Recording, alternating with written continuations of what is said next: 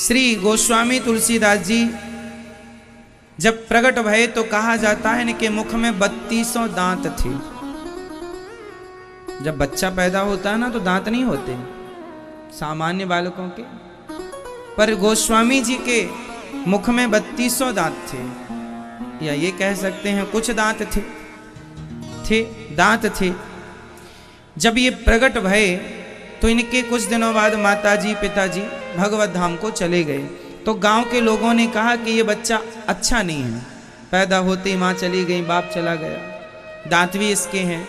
तो लोगों ने तुलसीदास जी का, बच्चे थे तभी बहिष्कार करना शुरू कर दिया, अपमान करना शुरू कर दिया कि तुम समाज के लिए ठीक नहीं हो। जब बहिष्कार हुआ तो तुलसीदास जी बचपन में कहीं रोटी मिल जाए तो मांग कर खा लें, जैसे प्रसादी मिल जाए। कहा जाता है कि जब इन्हें कोई भोजन नहीं देता था तब स्वयं माता सीता अपने साथ बैकुंठ से भोजन, साकेत से भोजन लेकर आती थी।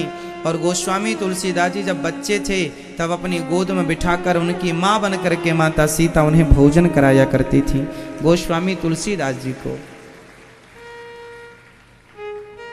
क्योंकि वो सामान्य व्यक्ति तो नहीं थे, वाल्मीकि जी हैं, भगवान के परम भक्त हैं। और जब थोड़ा बड़े हुए तो इनका विवाह हो गया, तुलसीदास जी का विवाह हुआ। पत्नी का नाम था, गोस्वामी तुलसीदास जी की माँ का नाम जानते हैं क्या था?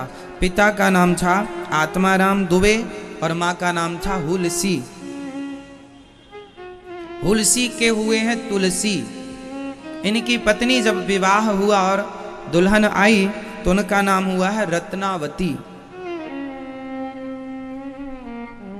रत्ना। जब विवाह हुआ तो पत्नी से थोड़ा सा तुलसीदास जी को प्यार मिला, जो कभी प्यार ना पाया माँ का, पिता का, समाज का, लोगों का, वो प्यार चाहेगा ना कि हमें प्यार। उससे पहली बार प्यार मिला, पत्नी का प्यार मिला। शादी हुई, पत्नी आई, 10-5 दिन रही तो बहुत अच्छा लगा कि भाई ये हमें प्यार करती है। लेकिन अचानक उनके साले साहब आ गए और लेकर चले गए मायके, क्योंकि भाई यही नियम है कि लड़की 10-5 दिन के बाद अपने मायके वापस चली जाती है। तो तुलसीदास जी की पत्नी आई तो पर वापस चली गई, और जब जाने लगी तो तुलसीदास जी बोले, प्रिय तुम्हारे बिना मैं कैसे रहूँगा? बोले थोड़े दिन रह लो, ये नियम होता है कि जाके फिर आना होता, मैं जल्दी आ जाऊंगी। अब ठीक है कह तो दिया सामने के ठीक है, लेकिन जब गई तो याद बहुत आने लगी, अब कैसे रहे? तुलसीदास जी बोले कोई बात नहीं। अब वो चली गई तो तुलसीदास जी ने मन में सोचा कि वो हमारे पास नहीं आ सकती, क्या हुआ, हम तो जा सकते हैं। तुलसीदास जी ने तुरंत अपना पैदल पैदल, रास्ता पता ही था, चल पड़े। अच्छा, पत्नी निकली सुबह, सुबह से वह शाम तक पहुंच गई, आसपास के गांव की रही होंगी। अब ये दिन भर तो जैसे तैसे संभाल लिया कि रह लेंगे, पर शाम होते होते लगी नहीं रह पाएंगे तो निकल पड़े। और जब निकले तो वो सीजन था, मौसम था बारिश का। अब बारिश के मौसम में शाम को कोई नाव वाव मिलती नहीं है, दिन में तो नाव की व्यवस्था होती है। शाम को जब पहुंचे, चले तो सामने एक नदी थी। तुलसीदास जी पत्नी के प्रेम में ऐसे विह्वल हो गए, रत्ना कहाँ हो, कहाँ हो, कहाँ हो, पागलों की तरह, है ना। नाव मिली नहीं तो संयोग से नदी में कोई मुर्दा बहता हुआ जा रहा था, तो तुलसीदास जी ने उसे पकड़ लिया, ये समझ करके कि ये नाव है, हमारी पत्नी ने हमारी नाव की व्यवस्था कर दी। इतने पागल हो गए पत्नी के प्रेम में कि पत्नी के प्रेम में उन्हें उस मुर्दे में पत्नी की भेजी नाव नजर आई, मुर्दा नजर नहीं आया। ये क्या है? ये प्रेम की चरम सीमा है, प्रेम है। अब नाव समझकर मुर्दे को पार लग गए। अब जब घर पहुंचे तो रात हो चुकी थी, लगभग 2-3 बज रहे होंगे रात्रि के। अब पूरा सन्नाटा, चारों तरफ दरवाजा बंद, अब कैसे रात को जगाएं? तुलसीदास जी ने सोचा यदि मैं सामने से घुसता हूं तो लोग कहेंगे लो कैसा पति है, पत्नी के बिना पल भर भी ना रुका। तो उसे पत्नी ने बताया था कि मैं ऊपर वाले कमरे में रहती हूं। तो ऊपर उसके कमरे में एक सांप लटक रहा था, शायद सांप को भी आज ही वहां से लटकना था। सांप भी पत्नी के कमरे में घुस रहा था। तुलसीदास जी को लगा मेरी पत्नी ने कह दिया कि रस्सी है चढ़ के आ जाओ। था तो सांप, पर वो सांप को रस्सी समझकर, देखो प्रेम ये होता है कि सांप को वो रस्सी मान रहे हैं क्योंकि प्रेम है। तुलसीदास जी जैसा प्रेमी सांप को रस्सी मान लेता है, और आप जैसा प्रेमी पत्थर में भगवान को नहीं देख पाते हो। और वो तुलसीदास जी ने सांप में रस्सी देखी, जबकि होता उल्टा, हम लोग रस्सी में सांप देखते हैं। होता उल्टा, हम लोग अक्सर रस्सी में क्या देखते हैं? रस्सी में सांप की भ्रांति हो जाती है, भ्रम हो जाता है, ये सांप है। लेकिन यहां उल्टा है, यहां सांप में रस्सी नजर आई, क्योंकि प्रेम था। मेरी पत्नी ने मेरे लिए कि यहां से चढ़ के आओ, और स्वामी जी चढ़ के चले हुए। सांप भी बढ़िया खाते पीते घर का रहा होगा, मोटा ताजा। चढ़ गए, और जब चढ़कर गए खिड़की खोली, और जब अंदर प्रवेश किए तो पत्नी की आंख खुली। माता रत्नावती जागी और जाकर देखा, उस जमाने में दीपक का प्रकाश रहा होगा। कौन है आप? अरे भाग्यवान प्रिय, मैं तुलसी, तुम्हारा पति। अरे इतनी रात को आप यहाँ? हाँ, हमें तो तेरे से मिलने के बाद लगा, जब तुम आई तो हमें लगा शायद हम तुम्हारे बिना 2-4 दिन रह लें। लेकिन 2-4 दिन क्या, तुम्हारे जाने के बाद एक एक पल युगों की तरह बीतने लगा। रह ना पाए, फिर हम अपने आप को रोक ना पाए। अच्छा, तो बिना नाव के नदी पार कैसे की? अरे तुमने नाव भेजी तो थी। अच्छा ठीक है, पर यहां तक ऊपर कैसे चढ़े? बोले तुमने रस्सी डाली तो है। कहां रस्सी डाली मैंने? अब झांक कर देखा रत्नावली ने, सांप, ये तो सांप है। लाठी बाटी से उसको गिराया पीछे की तरफ, ये तो सांप है। अब सांप पकड़ के आ गए ऊपर। हाँ, पत्नी ने कहा आप हमसे इतना प्रेम करते हैं कि आप हमारे बिना पल भर ना रह पाए? हाँ, हम तुमसे बहुत प्यार करते हैं, तुम्हारे बिना पल भर ना रह पाए। तो पत्नी नींद में थी। आप किसी की नींद खराब कर दीजिए, फिर देखिए, है ना।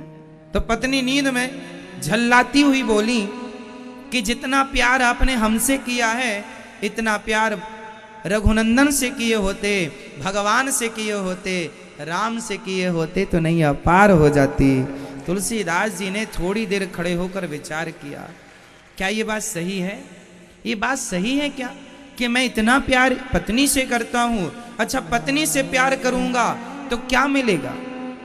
केवल पत्नी का शरीर, केवल भोगों की इच्छाएं पूरी होंगी। और इच्छाएं पूरी कितनी देर के लिए? जरा सी देर के लिए। फिर इच्छाएं कल फिर खड़ी हो जाएंगी, परसों फिर इच्छाएं खड़ी हैं। तुलसीदास जी ने समझ लिया कि पत्नी के प्यार में सच्चाई नहीं है, पत्नी के प्यार में सत्यता नहीं है, भगवान के प्रेम में ही सत्यता है। इसलिए सत्य प्रेम की ओर बढ़ना चाहिए। इसलिए गोस्वामी जी उल्टे उसी रास्ते चले गए, और फिर पलट कर कभी पत्नी की तरफ नहीं देखा, मन कभी पत्नी में लगाया ही नहीं। एक बात बताएं, जो सच्चा प्रेम अपनी पत्नी से करता होगा, जो सच्चा प्यार अपने परिवार से करता होगा, वही सच्चा प्यार भगवान से भी कर पाएगा। जो परिवार से सच्चा प्यार ना कर पाया, वो भगवान से सच्चा प्यार नहीं कर पाएगा। तेरे प्यार ने तेरे परिवार को धोखा दे दिया है, तो धोखेबाज प्यार है तेरा, तेरा प्यार भगवान को भी धोखा देगा। इसलिए तुलसीदास जी का प्यार सच्चा था। तो सच्चा प्यार यदि परिवार से था, तो बस उन्होंने परिवार की जगह भगवान को ही तो बिठाया है। जो प्यार पत्नी से था, वही प्यार भगवान से कर लिया। सिंपल है। जितना प्यार आप पुत्र परिवार से करते हैं, उतना प्यार भगवान से कर लेंगे तो कल्याण हो जाएगा। प्यार उतना ही करना है, बस परिवार की जगह भगवान को बिठा लीजिए। तुलसीदास जी की तरह। कुछ लोग कहते हैं कि तुलसीदास जी पत्नी के डांटने पर, पत्नी के कहने से साधु बन गए, संत बन गए, तुलसीदास हो गए। अब बताओ, पत्नी के डांटने से कोई तुलसीदास होता तो आज घर घर तुलसीदास होते, क्योंकि रोज डांट पड़ रही है पत्नी की। क्यों? पत्नियां तो रोज जमा देती हैं 2-4 डांट,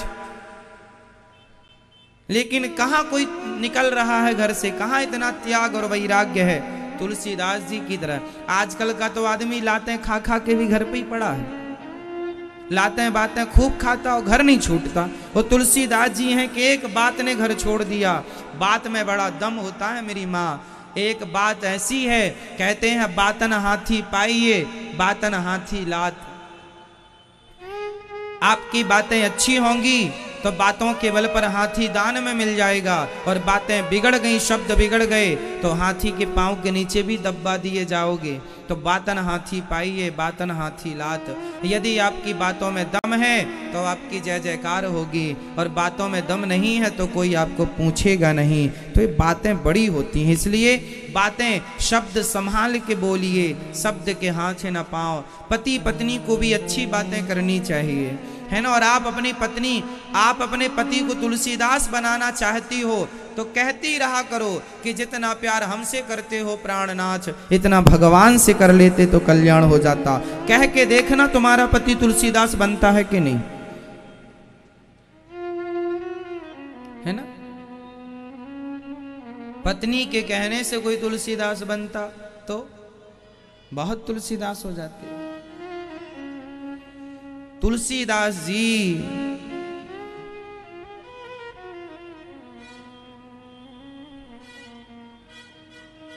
तुलसी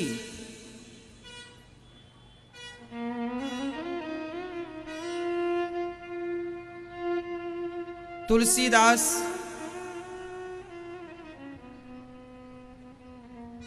जब वहां से निकले, सबसे पहले तुलसीदास जी प्रयाग आए, प्रयाग में स्नान किया, फिर यहां वहां संतों की खूब शरणागति की।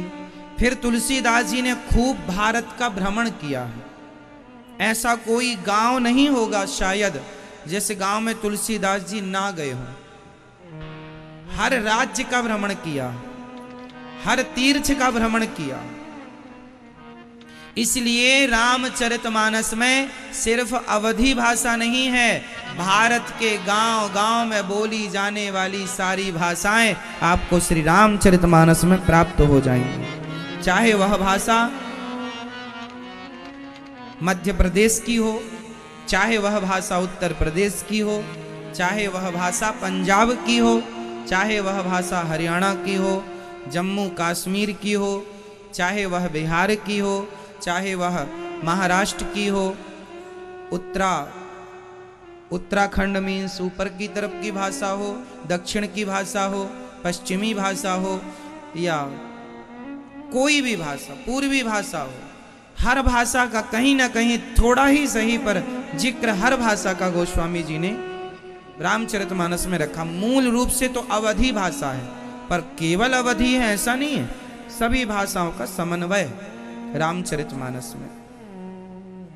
फिर गोस्वामी तुलसीदास जी के बारे में कथा मिलती है कि तुलसीदास जी रोज राम कथा सुनाया करते थे।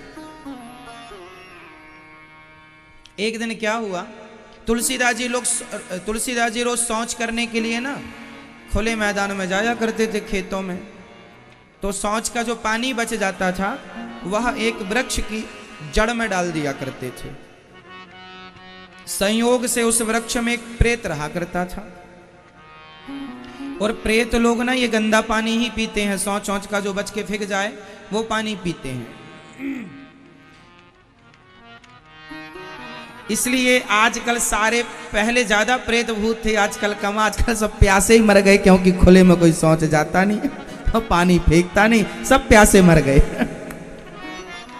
पहले ज्यादा भूत प्रेत थे, क्योंकि लोग खुले में शौच करने जाते थे, बचे हुए पानी को फेंक देते थे, तो प्रेत उसे पी पा लेता था। अब सब टॉयलेट घर में यूज करते हैं, अब कोई फेंकता नहीं है वैसा, सब प्यासे मर रहे हैं प्रेत वगैरह। तुलसीदास जी की कथा में एक चरित्र है ये कथा कि वह पानी जब फेंकते थे तो एक दिन वह प्रेत प्रकट हो गया और तुलसीदास जी से बोला, तुमने हमें खूब पानी पिलाया है, अब तुमसे हम बड़े प्रसन्न हैं, बताओ तुम क्या चाहते हो। अच्छा, आपके सामने कोई प्रेत व्रेत प्रसन्न हो जाए, कहे कि हम तुमसे बड़े प्रसन्न हैं, बताओ क्या चाहिए, तो आप क्या मांगेंगे प्रेत से? क्या मांगेंगे आप? मैया क्या मांगोगी आप? क्या मांगेंगे आप बताइए? मैया आप क्या मांगोगी? आप तो प्रेत से भी कह दोगी कि हे भगवान, हे प्रेत देवता, बहू का बेटा हो जाए बहू को, और बेटे की अच्छी नौकरी लग जाए और अच्छा काम धाम चालू हो जाए हमारा। आप तो प्रेत से भी निचोड़ लेंगे। लेकिन गोस्वामी तुलसीदास जी से प्रेत ने कहा, कुछ मांगो, हम तुमसे बड़े प्रसन्न हैं। तो तुलसीदास जी ने कहा, आप देना चाहते हैं तो मुझे मेरे प्रभु राम का मुझे दर्शन करा दो। देखो, प्रेत से तुलसीदास जी ने मांगा। तब प्रेत ने कहा कि मैं भगवान का दर्शन कर लेता, मैं ही कर लेता, तो मैं प्रेत योनि से मुक्त ना हो जाता, परंतु मैं तुम्हें भगवान तक जाने का रास्ता बता सकता हूं। जब तुम सत्संग करते हो तो तुम्हारे सत्संग में जो सबसे पीछे आकर एक व्यक्ति पुराना सा कंबल ओढ़कर बैठता है और बहुत गंदे वेशभूषा में आता है, वो हनुमान जी हैं। उनके चरण पकड़ लेना, वो आपको दर्शन कराएंगे। तुलसीदास जी को भगवान तक पहुंचने का प्रथम रास्ता एक प्रेत ने बताया है। यदि आपका संकल्प सच्चा है भगवान तक पहुंचने को, तो भगवान तक प्रेत भी आपको पहुंचा सकता है। सदगुरु की तो छोड़ ही दीजिए कि गुरु कहां पहुंचा देगा, प्रेत भी पहुंचा सकता, यदि संकल्प मजबूत है। शिव संकल्प मस्तु, सत्य संकल्प है। तो गोस्वामी जी चले सत्संग, वो राम कथा रोज सत्संग करते थे। गोस्वामी तुलसीदास जी रोज सत्संग करते थे, जहां रहते वहां गांव के 10-20 लोग आकर प्रेम से सत्संग करते। अब तुलसीदास जी ने देखा कि पीछे एक आदमी तो आता है बिल्कुल गंदा सा। जब सत्संग पूरा हुआ, सब जाने लगे, तुलसीदास जी उठकर संत के चरण पकड़ लिए, महाराज आप हनुमान जी हैं, मुझे अपने राम का दर्शन करा दो। चरणों में गिर पड़े। उन्होंने कहा, मैं तो सामान्य गुरुजी आपकी कथा सुनने आता हूँ, बहुत बहाने किए हनुमान जी ने। पर तुलसीदास जी की श्रद्धा के आगे एक बहाने ना चले। अंत में तुलसीदास जी के आगे उन्हें अपने हनुमान जी के रूप में प्रकट होना पड़ा। ना जाने किस रूप में नारायण मिल जाए, हो सकता है इस कथा में भी कहीं हनुमान जी बैठे हों, हमें क्या पता।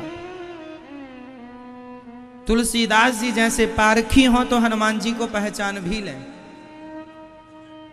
हम तो पारखी भी नहीं, इसलिए कहता हूं, इसलिए ये दास, इसलिए संत जन कहते,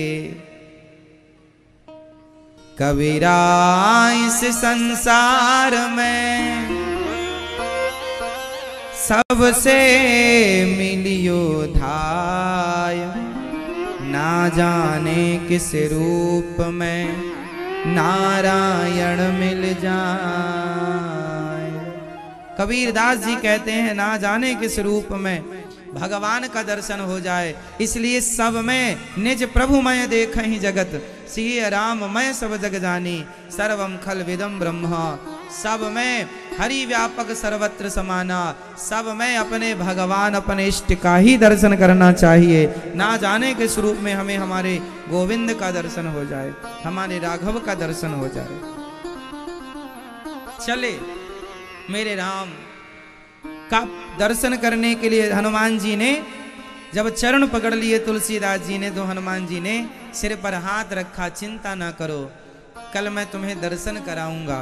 फिर ये घटना चित्रकूट की है, और चित्रकूट में फिर वो प्रेम पूर्वक बैठे हैं और तुलसीदास जी चंदन घिस रहे हैं। बोले कल आएंगे जब तुम चंदन लगाते हो सभी को। देखो गोस्वामी जी चंदन का दान करते थे, बैठ जाते थे घाट में नदी के पावन तट पर और सारे भक्तों को चंदन लगाया करते थे। चंदन लगाना भी एक सेवा है।